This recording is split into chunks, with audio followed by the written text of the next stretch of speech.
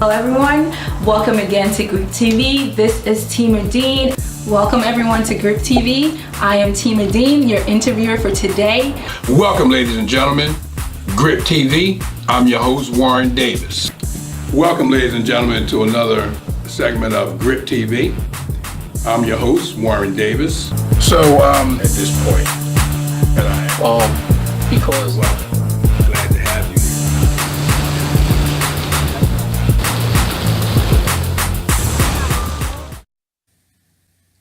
You are watching the best of Grip TV.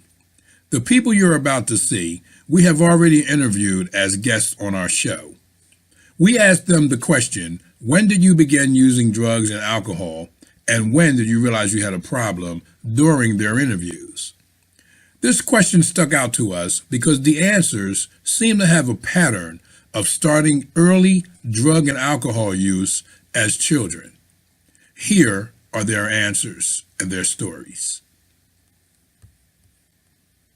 It started at a very young age. My father and parents were both alcoholics. It affected our house to the point where it broke our family up and ended up in foster homes. From that point, from the age of 10, I started smoking cigarettes. By the age of 13, I was smoking cigarettes, marijuana, drinking, and doing meth. At the age of 14, I was into the streets and living in abandoned houses and people's basements and getting food wherever I could. So I understood what it was like to struggle. I came from nothing, and by the time I was 21, I went to my first rehab.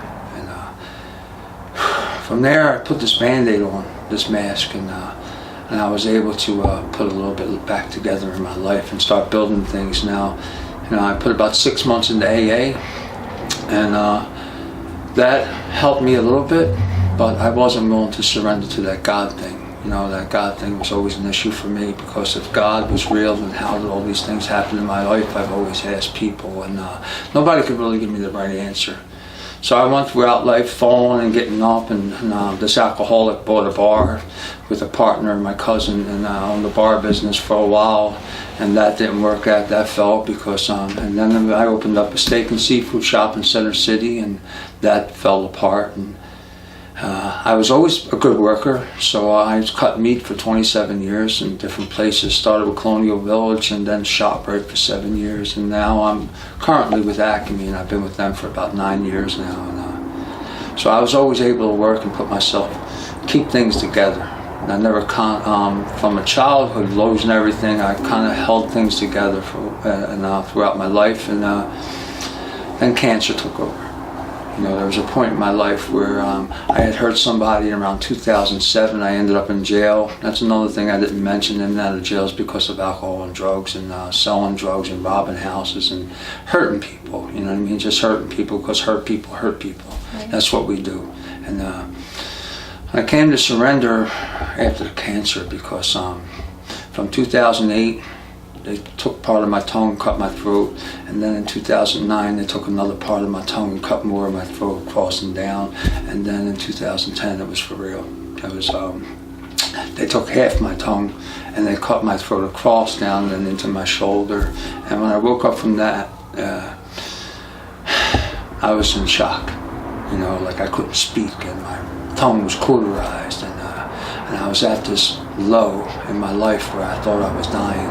So what's the difference? And I started manipulating doctors for pills, and getting on Oxycontins and methadone and Klonopins. By the time I got done manipulating them, I was getting 180 Oxycontins a month, 240 Klonopins, 460 methadones in a month. And when I do it, I started selling them, and my addiction took off again. Like this time, I wasn't in control. For 3 years straight, I was getting high and waking up and couldn't go to sleep without knowing that I had something to get up to, and it was spinning out of control. Now I'm 46 years old, and I'm watching my son one day. I woke up and my son was there. And excuse me, I get a little emotional with this because my son and my family means a lot. I have 4 children. But I've seen my son look at me this way. Like, he was dying from cancer, and now he's watching me die from drugs. And something clicked inside. So my work, which is vacuum at the time, who has helped me so much. I thank them very much for what they've done for me. They put up with a lot of being in and out of work for years, and they could have let me go, but they didn't. This time they would let me know, though, that this is getting out of control, and they see me falling asleep in the parking lot and not coming back for 2 hours, not showing up for work for 2 days at a time without even calling.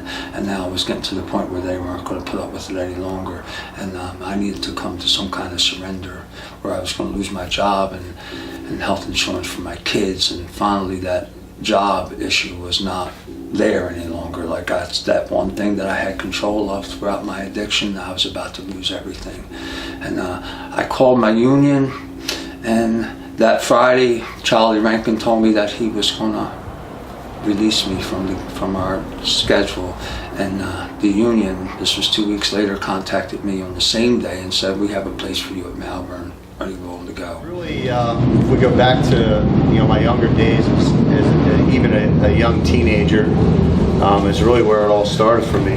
My addiction started at an early age of 9 years old, and led into everything from PCP and LSD and methamphetamine and cocaine by the time I was 15 years old. So my childhood probably wasn't the best, and not having a father figure around as a young man probably played a big part in my addiction, I believe, in the early stages of my life. So, but the vision of the ministry really came from when I finally went to prison, and from running the streets of Philadelphia and drug dealing and committing crime, and God had put the brakes on my life, and He changed it. And in a moment He said, I want to stop that. I'm going to put you in a place that you can have some rest and get your thinking back and your heart back, and lined up for His purpose and His plan for my life, and that was prison for me. So that's really where the vision started, inside a prison cell. Child, my mother and them had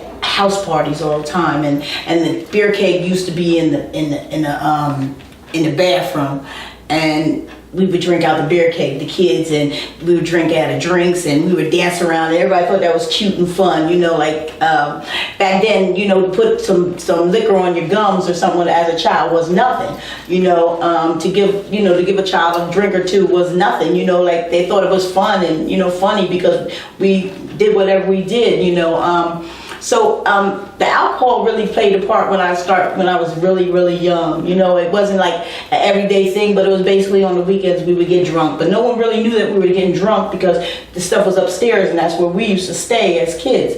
As I progressed, when I got 16 years old, like I said, I was searching for love. And this boy told me that he liked me, and one thing led to another, and I became pregnant. But before I became pregnant, we were smoking marijuana all the time, and we were smoking it on a school bus and drinking alcohol and stuff, going to school in high school. I never missed school until I got pregnant. Once I got pregnant, I was getting sick all the time, so school became a problem. So they put me in night school. But night school became a problem because whatever the issue was there, and then I dropped out of school. So I dropped out of school when I was 16 years old, in the 11th grade, near the end, almost before I was getting ready to pass that class, and started, being clean. Well, I was smoking marijuana and drinking. The hard drugs didn't come until after the baby was sexually molested by my stepfather, who was just my mother's boyfriend at the time, and that was happening. So I turned to drugs because of the abuse. So that's how drugs played a major part, because I didn't know how to tell anybody about this secret that was happening that I wasn't supposed to tell, or I would get in trouble. They wouldn't get in trouble, because that's what they tell children, is that you'll get in trouble. That your mom will beat you, your mom won't like you, she'll send you away, or whatever they tell you to make you believe that it's your fault and that you need to keep this big dark secret. So I was keeping this secret about being sexually molested, and it made me turn to drugs so I couldn't feel the molestation that was going on in my life. Well, first and foremost, I was neglected and rejected very young at age. My mother played the role of neglection and rejection in my life, and my grandmother played the hero. My grandmother came and took me from my mother. I was around about 10 months old, and she raised me, and at that point, life appeared to be great. You know, I went to Catholic school. I had all the nice clothes. My house that I lived in was nice, and all of those things. But in the midst of that, I was being molested by a friend of the family who happens to be my sister's father. In that, you know, it turned my complete life around, because when I came to my mother and expressed to her, you know, what was happening with me, she didn't believe it. You know, that happens a lot in the it just happens a lot. You know, she didn't believe it, and she said, her exact words to me was, "What would he want with you?" And at that point, it made me become very rebellious. So in my rebellion state, I began to participate in the sexual acts with him, to show her what he wanted with me. Wow. In doing that, I also became a victim of drugs and alcohol. I began to indulge more in different drugs. It started out with marijuana and alcohol, and it went from marijuana to snorts, which is cocaine powder, and it just was a very, very long run, a very long, what I thought was fun. When I look back, it was really detrimentally tearing me apart. Okay, life it was good. I used to could go to work, come home, and have that drink, that social drink. I was a social drinker at one time. I could enjoy that. Go to work, come home, have that beer or something, eat dinner, go to sleep, and wake up and do it all over again. It wasn't until I added something else into that equation, which was cocaine, and that from that day on actually ruined my life at that time, and it was very devastating. It was something that I fell in love with, and I wanted it all the time. I had plenty of money and went through that money like it wasn't nothing then, and that's when my career as a criminal started, actually. So let me stay on the drugs for a second. So the cocaine, was it like sniffing it, or was it like smoking it? You know, how did it like grab a hold of you? It was rock form, and from the first time I smoked it, I loved it. I loved the feeling that it gave me. It gave me a feeling that, you know, I can't even explain, and but I loved it, and I chased it from that point on. And So that's smoking it. Yeah, we smoked it in rock form, yes. In rock form. So that's crack. Yes, it was, basically. How long were you on that crack? I actually was on it probably about 12 months before the money ran out, and I resorted to other things then. And that was at the age of 26 years old when I had my first contact. Did you realize you had at what point did you realize you had a problem with that? Right away. I knew it was going to be a problem right away. Right away I did. I knew it was going to be a problem because I wanted it. I always wanted it. No matter what I was going to do to get it.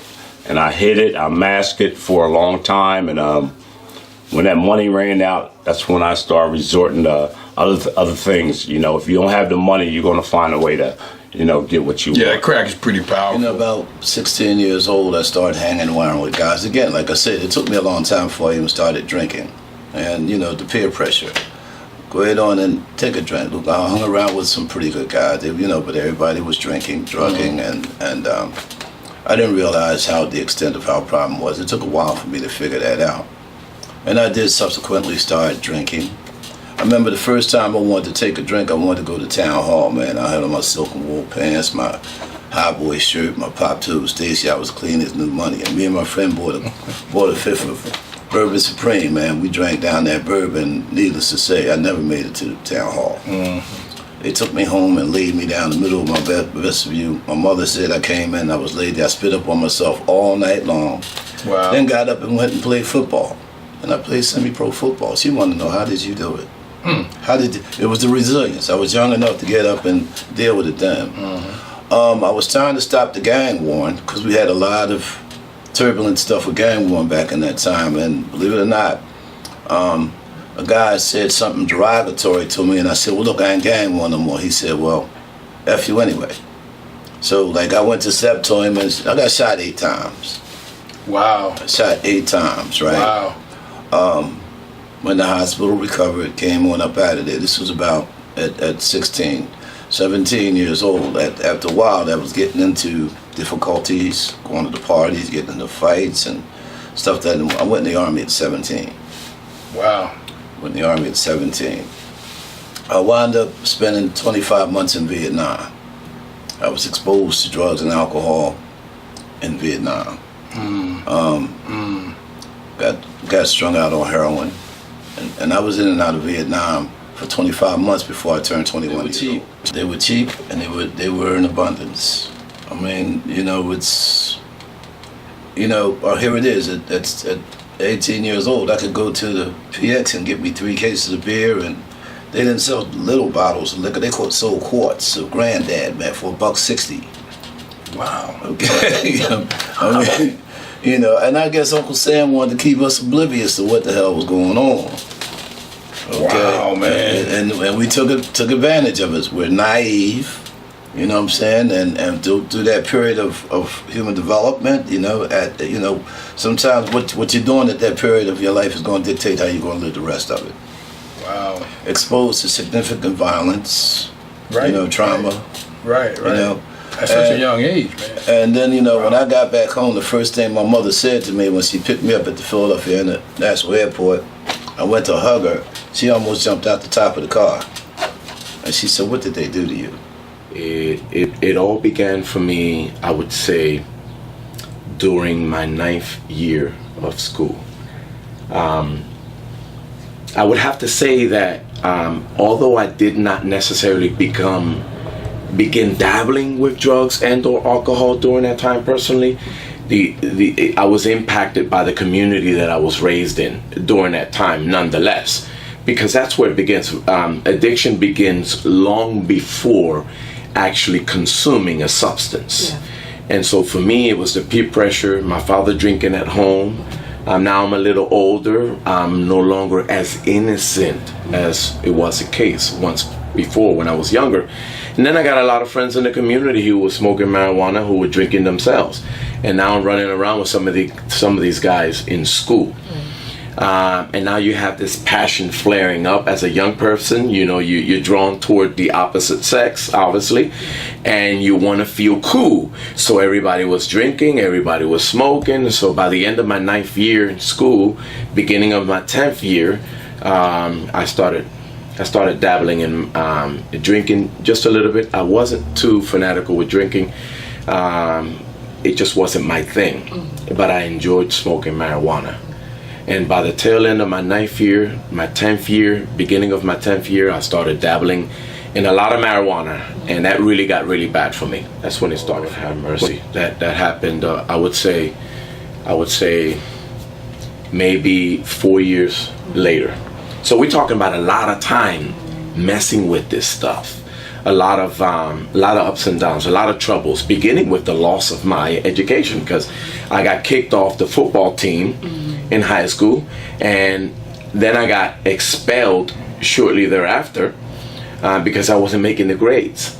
But those 2 examples weren't enough to help me realize that I had a problem, and not in the slightest bit. I realized that I had a problem really when my physical health started to really deteriorate. I used to cough up a lot of phlegm. This is probably nasty, but I used to cough up a lot of phlegm, and it got to the point where the stuff that was coming out of me was dark in color. And that's when I began to really worry.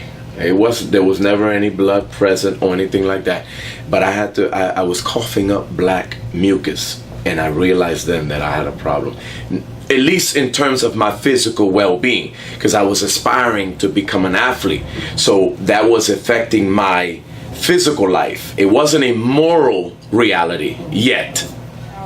Let's go back to when I was a child, waking up with junkie scratches. My father was a heroin user for 60 years. He died shooting up in his penis, and his chest cavity collapsed.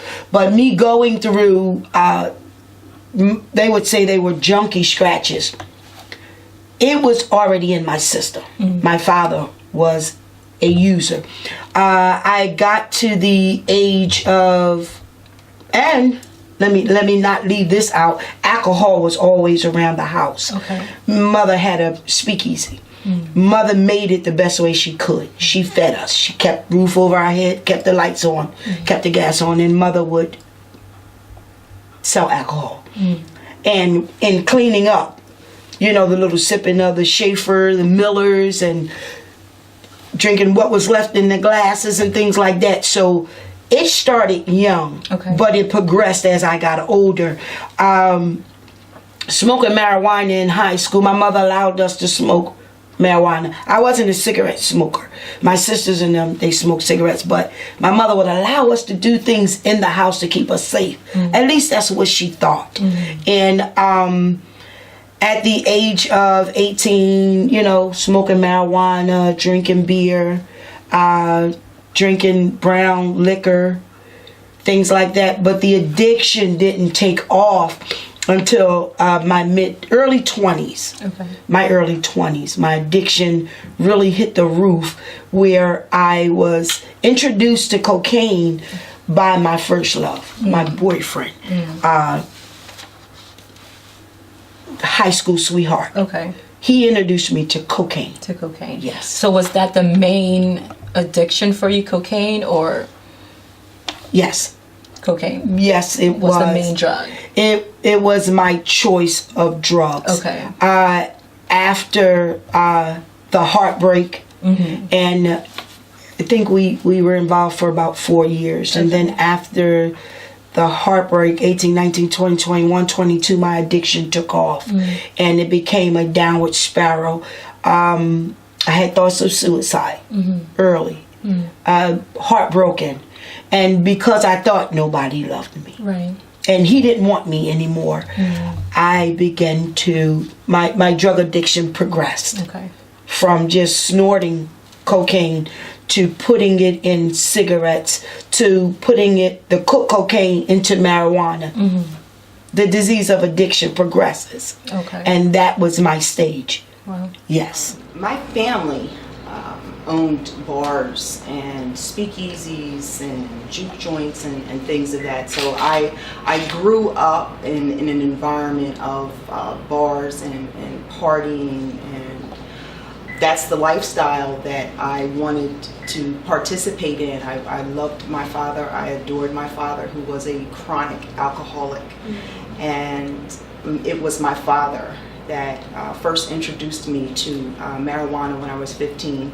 And at that point, it became, that's how I interacted with my father, through drugs and alcohol.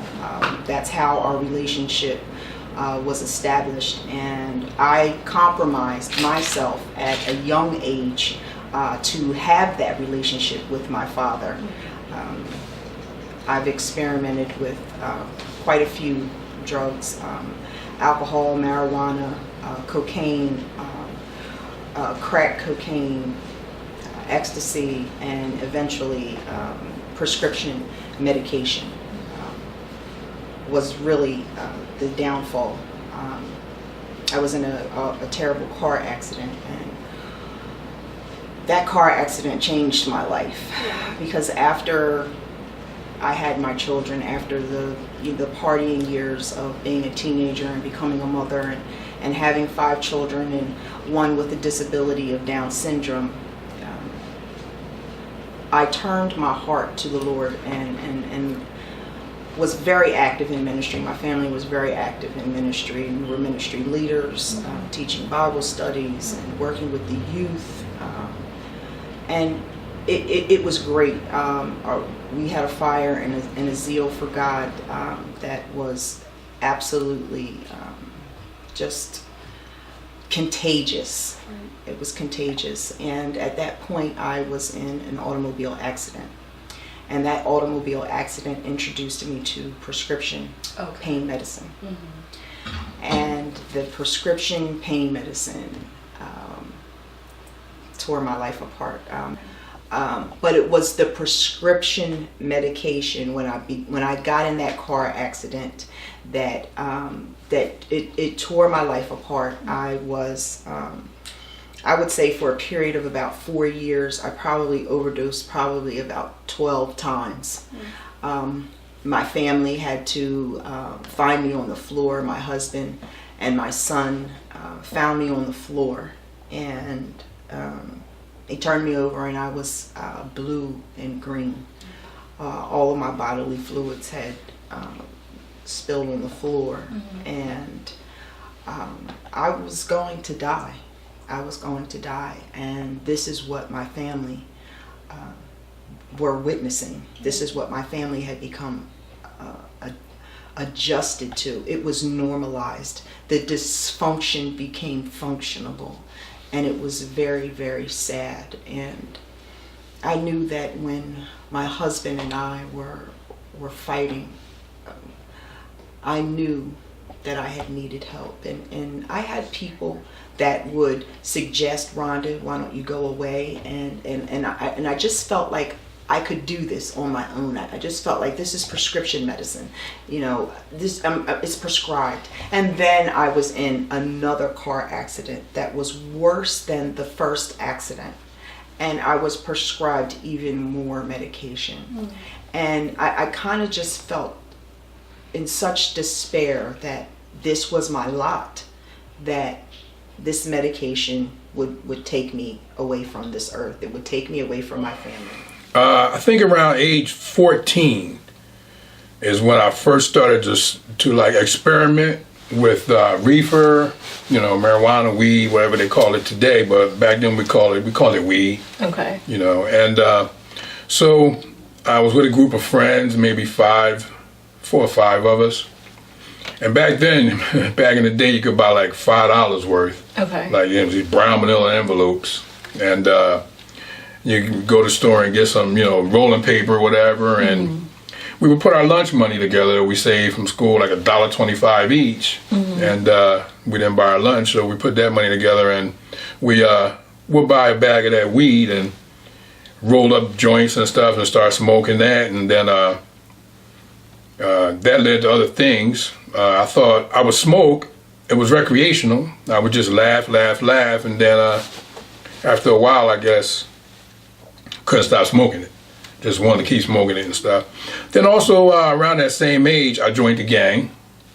So one of the rituals of the gang was to drink wine straight out of the bottle. Okay. So we would put lunch money together again and get a wine, like a half a gallon of wine, like big, or a gallon of wine, like 10 people. Okay. And we would sit around and pass the wine bottle around. So we never learned how to drink sociably, even from a young age. Right. We drank it straight out the bottle, and how much can you drink at once? So we drank, I guess, to get drunk. Right. Even back then. And so that led to, I guess, my alcoholism, becoming an alcoholic. And the weed led me to other things like pills, uppers, downers, you know, so what they call amphetamines, barbiturates, got into inhalants, sniffing glue and stuff like that, the fumes, silicone spray. You know, when I started getting high, I just couldn't stop getting high. I just wanted to continue getting high. And I thought getting high was a thing to do. And running with the gang and running with my friends, between the gang and my friends, and you know, I didn't have no girlfriend because I couldn't even hold down a relationship with a girlfriend at that time. Right. You know, even though I like girls and mess around with girls, but the gang came first, and so did the liquor, and so did the drugs and stuff. So that's how I actually became an alcoholic, and how I actually became an addict. Okay. Thank you for watching the Best of Grip TV. Each guest shown today have multiple years of survival from the disease of addiction, and you can watch their entire interviews at www.griptv.net and click on the videos tab.